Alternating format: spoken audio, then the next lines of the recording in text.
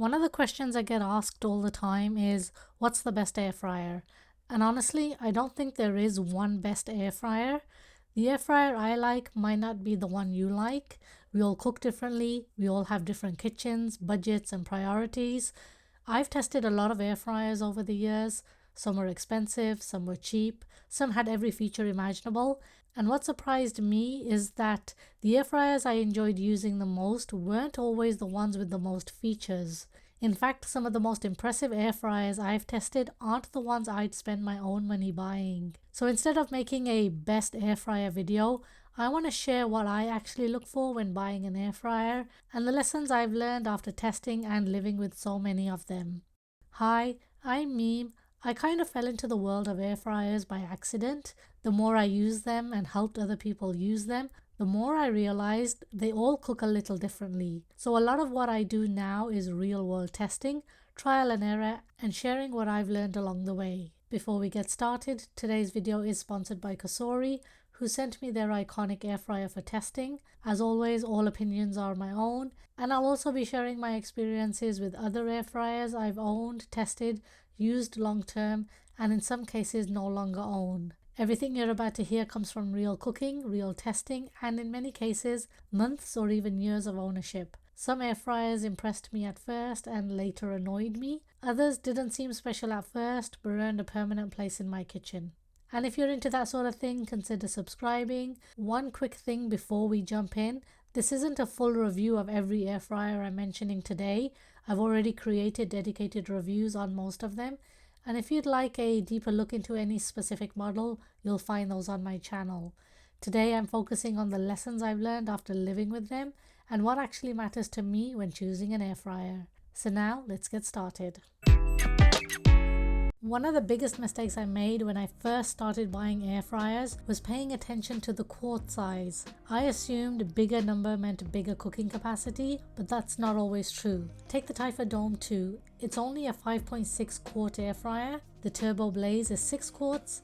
The Iconic is 6.5 quarts. So on paper, the Typhur looks smaller, but because it has a huge 12 by 12 inch cooking surface, I can fit 6 burger patties, more than 7 baked potatoes, and comfortably cook multiple foods together, even though some other air fryers technically have a larger capacity on paper. That's why I pay more attention to the basket shape than quart size now. A wide basket gives food more room to spread out, it improves airflow, it often reduces the need for batch cooking, and for most foods, that's more useful than having extra height. The exception is if you're regularly cooking whole chickens, that's where deeper baskets still have an advantage.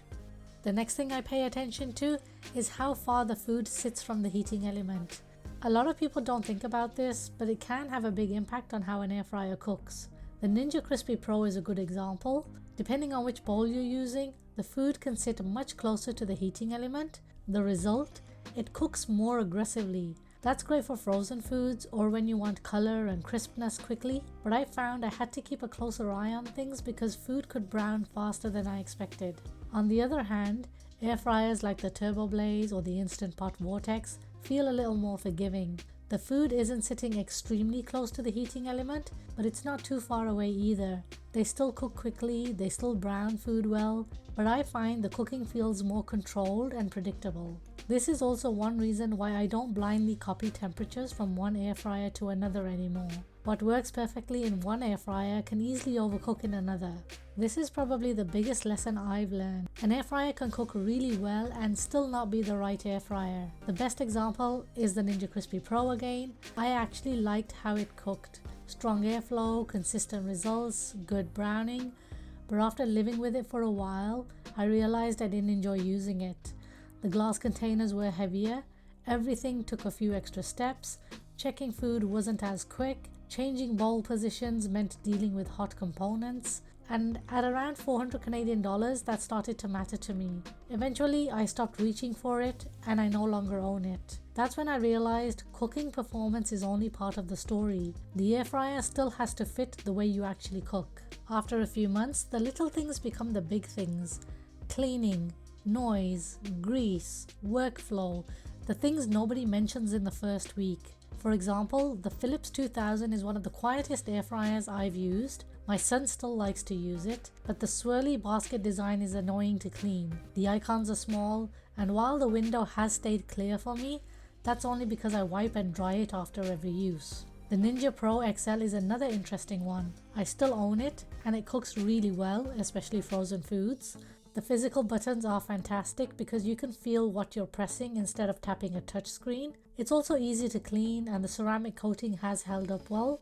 But over time I started noticing other things. It's noisier than many of my other air fryers. I still don't like the signature Ninja beep, and it tends to slide around a bit because it doesn't have as much grip underneath. None of these stopped me from using it, but they're the kind of things you only notice after months of ownership. The Typhur Dome 2 makes incredible pizza. Honestly, some of the best pizza I've made in an air fryer. But that huge basket doesn't fit comfortably in my sink. Cleaning it is awkward, moving it is awkward, and because it's so wide, it takes up a lot of counter space. The Iconic is another example. I've been using it almost daily for months now. And while I still like it, a few things have started to show up over time. One of the rubber feet came off, so it wobbles a little now.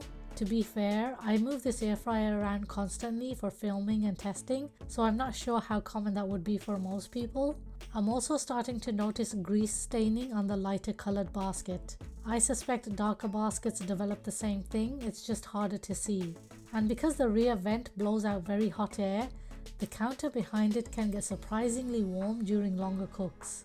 The TurboBlaze has been better in this area, although the top-mounted display collects dust quickly, and I occasionally find the touch controls less responsive if my fingers are greasy. None of these are major issues, they're just the kind of observations that only show up after months of ownership. When I first started reviewing air fryers, I thought I'd care a lot about features, apps, Wi-Fi, lots of presets. Turns out I don't care about them nearly as much as I thought I would. The TurboBlaze is a good example. It uses a DC motor and displays the fan speed being used for each cooking mode, and honestly, it works well, but I don't sit there wishing I could manually adjust the fan speed. The fan speed display is interesting, but it's not something I pay a lot of attention to while cooking. What makes the TurboBlaze different is the DC motor. Unlike most air fryers that use AC motors with a fixed fan speed, the TurboBlaze can adjust airflow depending on the cooking mode. That means it can use higher airflow for things like air frying and lower airflow for baking, proofing and dehydrating. Personally, I don't spend much time thinking about airflow or fan speeds. I simply choose the cooking mode and trust the air fryer to make those adjustments and deliver good results. The same goes for apps and smart features. They're nice to have, but they're rarely the reason I choose one air fryer over another. That said, one viewer left a comment recently that really made me think. They explained that because of mobility and chronic pain issues, being able to check on food remotely through an app actually makes cooking easier and reduces the number of trips they have to make to the kitchen. And that's a great reminder that features like Wi-Fi and app connectivity can be genuinely useful depending on your situation. For me, personally, they're usually a bonus rather than a deciding factor. I'd rather have an air fryer that cooks well, is easy to use, and fits the way I cook. But for someone else, a smart feature might be the thing that makes cooking easier day to day. The same applies to premium materials. The Iconic is a good example. I've been using it almost daily and it cooks extremely well, but from a cooking performance standpoint, I don't think it performs dramatically different from the TurboBlaze. What you're really paying for are premium materials and longer warranty. Whether that's worth the extra money depends on what matters to you. For me, cooking performance always comes first. Another thing people ask me about all the time is materials. Ceramic coatings, glass containers, Teflon non-stick coatings, and honestly I understand why. A lot of people want to avoid traditional Teflon coatings if they can. The Iconic is a good example. One of its biggest selling points is the stainless steel exterior, metal interior, and ceramic coated cooking surfaces. The Ninja Pro XL also uses a ceramic coating, and the Crispi Pro takes things even further with glass containers. But after using all of them, I've come to the same conclusion. Materials matter, cooking performance matters more. If an air fryer doesn't cook well, a ceramic coating isn't going to save it. And even ceramic coatings aren't maintenance free. For example, I've noticed the Typhur's ceramic basket can sometimes hold on to stuck-on residue after cooking directly in it. The coating still looks fine, but it can require a little extra effort during cleaning because you don't want to scrub aggressively. So while I do appreciate ceramic coatings and alternative materials, I wouldn't choose an air fryer based on the materials alone. I'd still choose the air fryer that best fits the way I cook. I still hold on to some air fryers because they do something unique. The Gourmia 14-in-1 is one example. I don't use it every day, it's loud, but I still own it because of the rotisserie feature. For the price, that one feature alone has justified keeping it. The Ninja Speedi is another. I don't really use it as an air fryer anymore, but I still use it for rice, pasta and one-pot meals. That's something most air fryers can't do. The T-fal Infrared is another one I occasionally pull out simply because it's different. Not necessarily better, just different. After testing all these air fryers, a lot of people ask me the same question. If you could only buy one, which one would it be? And honestly, that's a harder question than it sounds. The Typhur Dome 2 impresses me the most. The pizza is incredible, the steak mode works really well, and my husband absolutely loves it. Not because of the steak mode, not because of the pizza mode, he simply likes the design. He likes the shape, the build quality, and the overall feel of it. And that's a good reminder that not everybody shops for appliances the same way. But it's expensive, takes up a lot of counter space, and the oversized basket can be awkward to clean. The Instant Pot Vortex has a wide basket, good cooking performance, it's easy to use, but my biggest annoyance was the forced preheat. Otherwise it was a very solid all-round air fryer, it just didn't do anything unique enough for me to keep it. The Iconic is the air fryer I currently use the most. I've been using it almost daily for months now, but if I'm being practical, I don't think it cooks any differently from the TurboBlaze.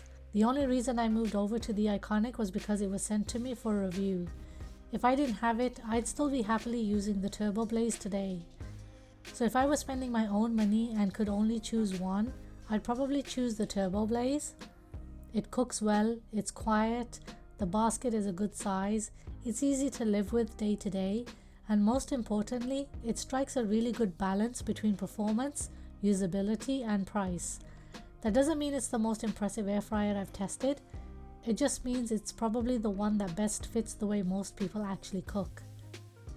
After testing all these air fryers, I've realized that the best air fryer isn't necessarily the one with the most features. It's the one that fits the way you actually cook. The one that's easy to use, easy to clean, and the one you keep reaching for months later. Because after the excitement wears off, that's really what matters. If you're still deciding which air fryer is right for you, hopefully this gave you a few things to think about before spending your money. Alright guys, thank you so much for watching, and if you'd like to learn more about the TurboBlaze, I've left a link in the description below. I hope this video helped, and I hope to catch you in the next one.